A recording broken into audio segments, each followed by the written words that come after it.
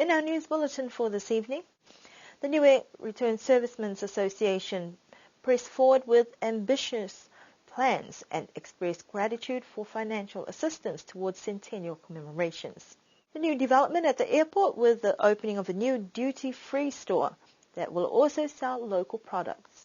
Primary school students and teachers bid farewell to school at Halamahanga in their final prize-giving day on those grounds. A local community leader takes the initiative to encourage youth to consider the economic potential in agriculture and composting. It's been more than a month since the island commemorated 100 years since the Niuean soldiers joined in the World War I efforts, and the Niue Return Servicemen's Association have more ambitious plans ahead. After the numerous fundraising initiatives and public pledges, they managed to pull together and make the event possible. I think we managed to get something like $50,000, and half of that goes towards some of the costs, expenses that we incurred during the celebration, and we still got some money left for our, like I said, the beginning for the new building. Plus, we have had feedback from families that came from New Zealand and overseas for the occasion. They are very happy to assist in any future, whatever we want to do in future. They will be very willing to help out. So, with those things, we are thinking of maybe giving each family $1,000 to donate for each family. That's not a lot, if you come to think of it, because if all 150 families of the old people that lived for the First World War contributed $1,000, that's $150,000.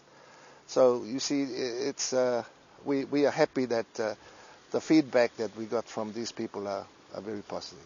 There's a lot of money involved in building a new building. You're looking at something maybe $200,000, $300,000.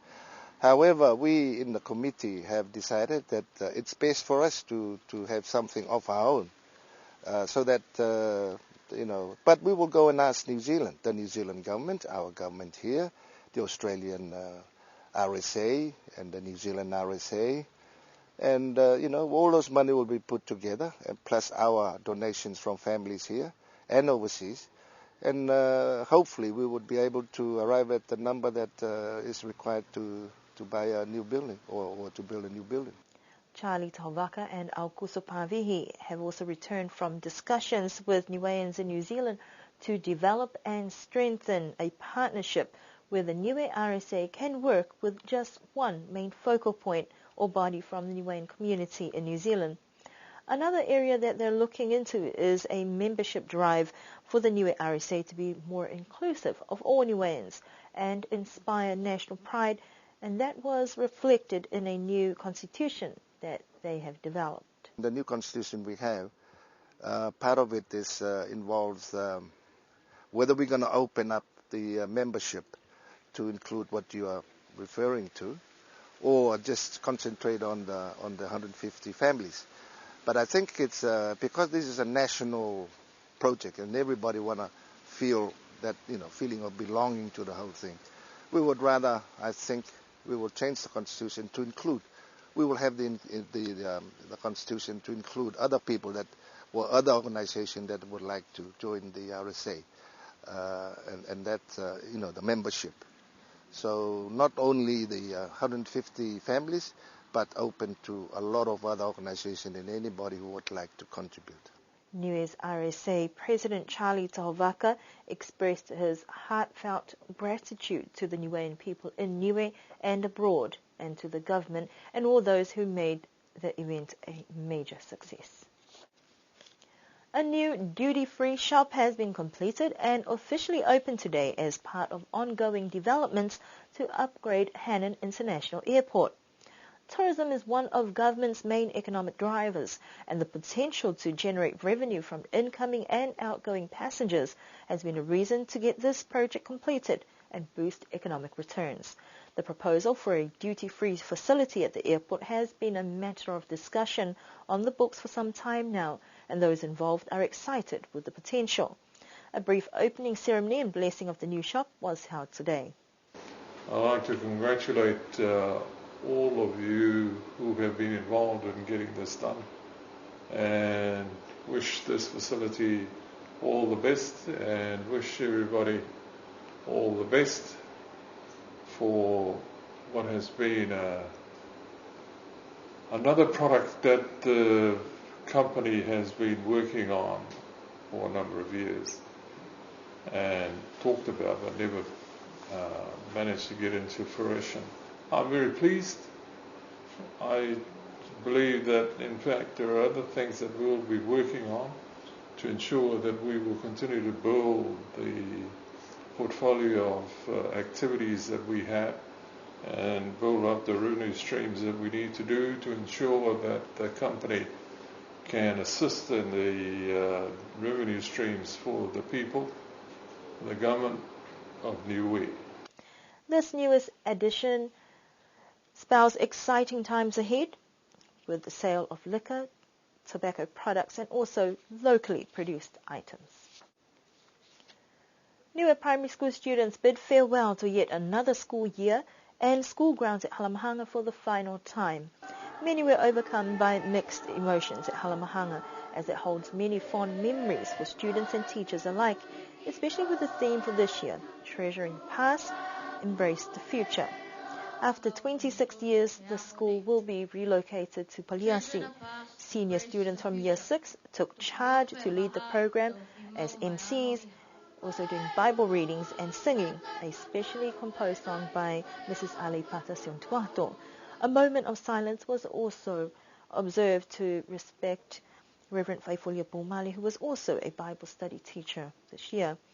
This year's Year 6 speech was delivered by Sid Drinkrow, who set the challenge for students to take every opportunity and challenge to achieving greatness. He said, saying that this is your life, be bold with how you live it, with energy and purpose. Minister Poto Sipili addressed those present to remember all those who have served within the education sector. He acknowledged that times have changed greatly, with students speaking English daily, and that poses a dilemma for Wangahau Niue. The solution requiring sincere commitment from parents and all to help meet the challenges that are facing the education department. Premier Toke Tahalangi thanked the Australian government for funding for the new primary school and also encouraged students to make the effort to achieve academically. And on a lighter note, he reminded people to collect their free tickets to the zoo that was gifted to all residents on island by Auckland Zoo. About 16 early childhood students graduated and will be the first lot for Year 1 at the new school.